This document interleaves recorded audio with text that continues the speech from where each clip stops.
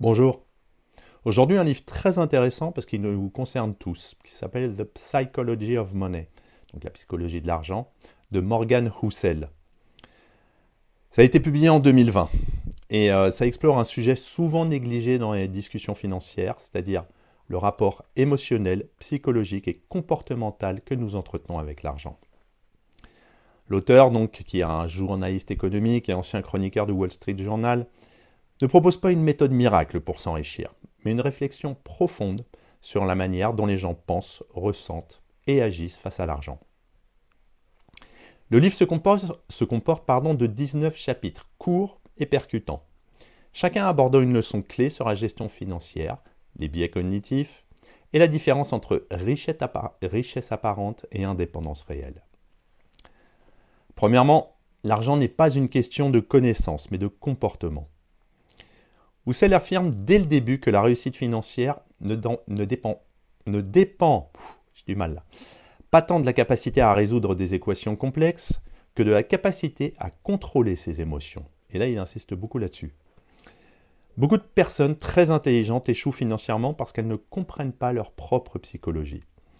A l'inverse, certains individus modestes accumulent une grande richesse simplement parce qu'ils ont appris à maîtriser leur comportement, comme la patience, la frugalité, la discipline et l'humilité.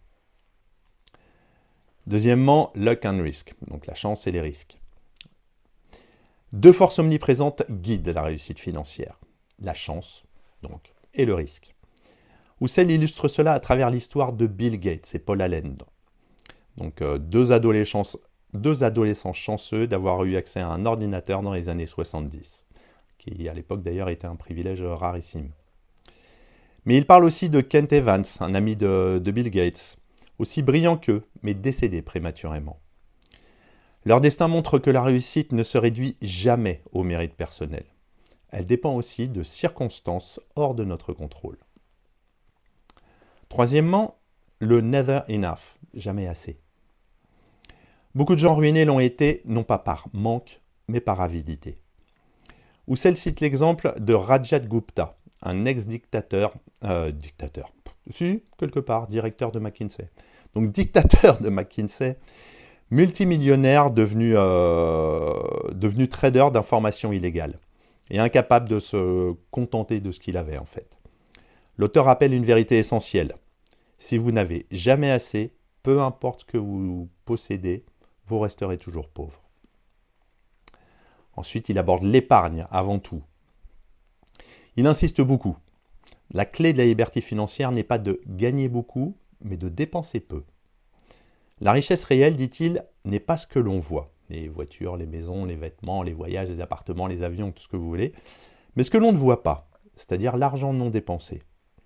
Et l'épargne offre le pouvoir de choisir, la sécurité face à l'incertitude et la capacité d'agir selon ses valeurs, plutôt que de dépendre d'un salaire ou des humeurs du marché, puisque c'est un ancien trader. Ensuite, les miracles des intérêts composés. Le livre rappelle la puissance presque magique des intérêts composés. Husserl cite Warren Buffett. Donc plus de 99% de la fortune s'est accumulée après 50 ans. Et la leçon est claire. Le temps est plus important que le rendement. La patience, la constante et la durée d'investissement surpassent les paris risqués ou les coups de chance. C'est vrai que ça, Warren Buffett le dit le sereine à longueur de temps. Ensuite, la rationalité contre la raison. Tous ces points-là, en fait, sont super importants. Et la plupart des multimilliardaires qu'on voit aujourd'hui, pour le coup, sont de ces gens-là. L'auteur distingue ce qui est rationnel, c'est-à-dire logique sur le papier, de ce qui est raisonnable, c'est-à-dire adapté à nos émotions et à notre vie. Par exemple, il peut être rationnel d'investir tout son argent en actions sur le long terme, mais raisonnable de conserver un fonds de sécurité pour dormir tranquille.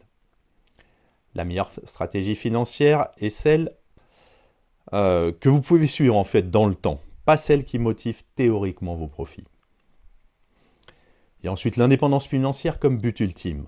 Plutôt que de devenir extrêmement riche, le but est de se donner des buts. Le but est de se donner des buts. Le but est d'arriver à nos fins en fonction d'un résultat attendu. Donc, pour Husserl, la véritable richesse n'est pas l'abondance matérielle, mais la liberté de faire ce que l'on veut, quand on veut, avec qui l'on veut. L'argent est un moyen d'acheter du temps, pas des choses. Ce concept d'indépendance est le fil rouge du livre. Il redéfinit la richesse comme une autonomie émotionnelle et temporelle, plutôt qu'un chiffre sur un compte en banque. Ensuite, il y a d'autres parties du livre, mais c'est vrai qu'il y a beaucoup de points, donc je ne vais peut-être pas tous les détailler aujourd'hui, sinon la vidéo ferait une demi-heure. Mais par contre, si on analyse le livre, The Psychology of Money se distingue par sa simplicité apparente et sa profondeur réelle. Morgan Housel ne donne ni formule, ni graphique, ni conseil technique. Il s'adresse à la part humaine de la finance, à ce qui relie la psychologie et l'économie contemporaine. L'œuvre repose sur une idée forte. Comprendre l'argent, c'est d'abord se comprendre soi-même. Dans une époque saturée de conseils financiers contradictoires, Husserl remet la responsabilité sur l'individu, non pour le blâmer, mais plutôt pour lui rendre le pouvoir. Sinon, le style est clair, accessible et agrémenté d'histoires concrètes et marquantes. Alors donc, il parle de plusieurs personnages, on vient de les citer, donc Warren Buffett, Bill Gates et Paul Allen, donc les deux fondateurs de Microsoft. Rajat Gupta, et ensuite, on peut dire qu'on dans les personnages, alors évidemment, ce n'est pas un roman, mais on parle de l'épargnant anonyme. C'est-à-dire que c'est un personnage récurrent qui représente le citoyen ordinaire, celui qui cherche la sécurité plus que la gloire, et que Husserl érige en modèle de sagesse. Pour conclure, j'ai vraiment du mal, désolé. Pour conclure, c'est un peu plus qu'un essai sur la finance. C'est un manuel de vie déguisé en livre d'économie. Une réflexion sur la peur, la patience, la liberté et le sens du succès. Husserl redéfinit la richesse comme une tranquillité d'esprit plutôt qu'un montant sur un compte en banque. Il nous rappelle que la relation à l'argent est un miroir de notre psychologie. Ceux qui apprennent à la comprendre deviennent non seulement plus riches, mais surtout plus libres. Donc en fin de compte, ce livre est une invitation à penser différemment l'argent, à le voir comme un outil d'indépendance et non comme une fin en soi. Donc c'est une œuvre accessible, lucide et intemporelle, et un classique en fait de la sagesse financière. À bientôt.